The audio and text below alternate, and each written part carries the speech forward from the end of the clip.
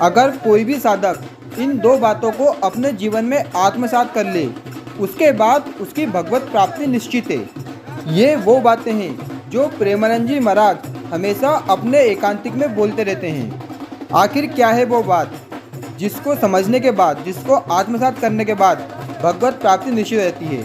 आइए समझते हैं इस वीडियो में। सबसे पहली बात जिसमें प्रेमानंद जी महाराज हमेशा जोर देते हैं वो है सच्चा आश्रय, शरणागति। अगर आप भगवान के सच्चे शरणागत हैं, अगर आपने भगवान का आश्रय ले लिया है, तो आपकी भगवत प्राप्ति निश्चित है। अब हम कैसे समझें कि हमारी शरणागति हुई है या नहीं हुई है, या फिर हमने भगवान का पूर्णतः आश्रय लिया है या नहीं लिया है? अगर आपके मन में भगवान के नाम जप के अलावा आपके साथ भविष्य में क्या होने वाला है, अगर आप उसकी चिंता कर रहे हैं, या फिर पास्ट में क्या हुआ है अगर आप उसके बारे में सोच रहे हैं, तो आपकी सच्ची शरणागति नहीं हुई है। क्योंकि सच्चे शरणागत का पहला लक्षण यही होता है, वो ना भविष्य की चिंता करता है, ना ही जो भूत में, जो पास्ट में हो चुका है उसको सोचकर दुखी होता है। वो सिर्फ और सिर्फ भगवान का चिंतन करता है, ना कि चिंता करता है। दूसरी बात है कर्तव्य पालन। अगर आप गृहस्थ में हैं तो आपके कर्तव्य अलग हैं। अगर आप विरक्त मार्ग में हैं तो आपका सिर्फ एक ही काम है, वो सिर्फ और सिर्फ भगवान का नाम जप करना। लेकिन जब आप गृहस्थ में होते हैं तो आपके कई सारे कर्तव्य होते हैं। एक व्यक्ति के कई सारे रिश्ते होते हैं।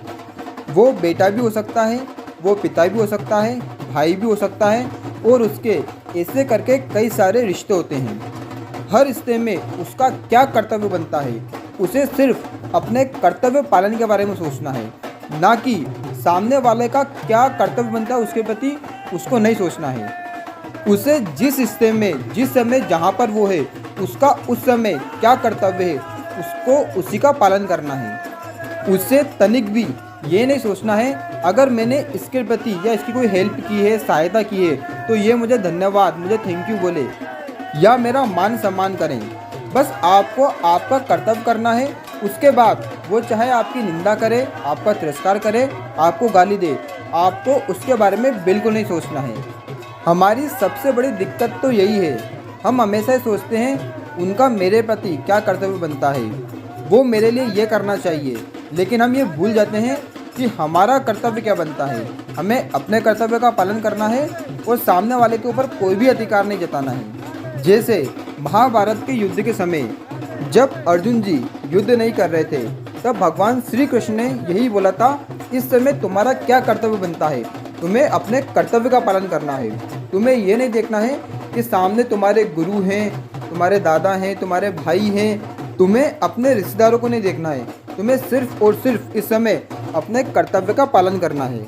और कर्तव्य का पालन करने की पूरी क्षमता सिर्फ और सिर्फ हमें शरणागति से आती है।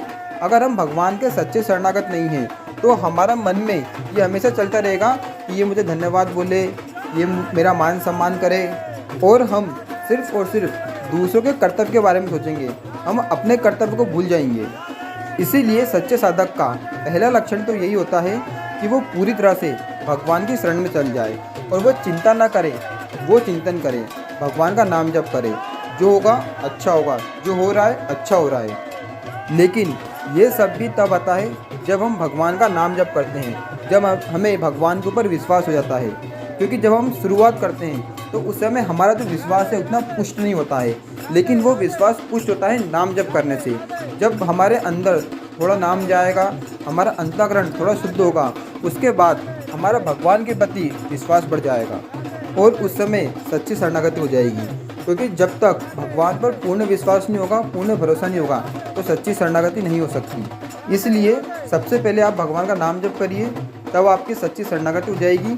उसके बाद आप ये याद रखिए कि आपको अपने कर्तव्य का पालन करना है, ना कि आपको ये सोचना है सामने वाले का मेरे प्रति क्या कर्तव्य बनता है, वो उसका पालन कर रहा है या नहीं कर रहा है। वो पालन करे ना करे मुझे फ़र्क नहीं पड़ता है। मेरा इस समय इसके प्रति ये कर्तव्य बनता है, मैंने अपना काम करा, प्रभु की सेवा की, मेरा काम खत्म हो गया। अगर आप प्रेमानंद जी महाराज से मिलना चाहते हैं, उनके एकांतिक सत्संग का टोकन कैसे मिलता है, तो मैंने अपने चैनल पर उसका पूरा वीडियो डाल रखा है। आप जाकर वो देख सकते हैं। अगर आपके मन में फिर भी कोई प्रश्न हो तो आप कमेंट सेक्शन में मुझसे पूछ सकते हैं, मैं आपको उसका आंसर कर दूंगा। जय श्री राधे, राधा वल्लभ, श्री हरिवंश।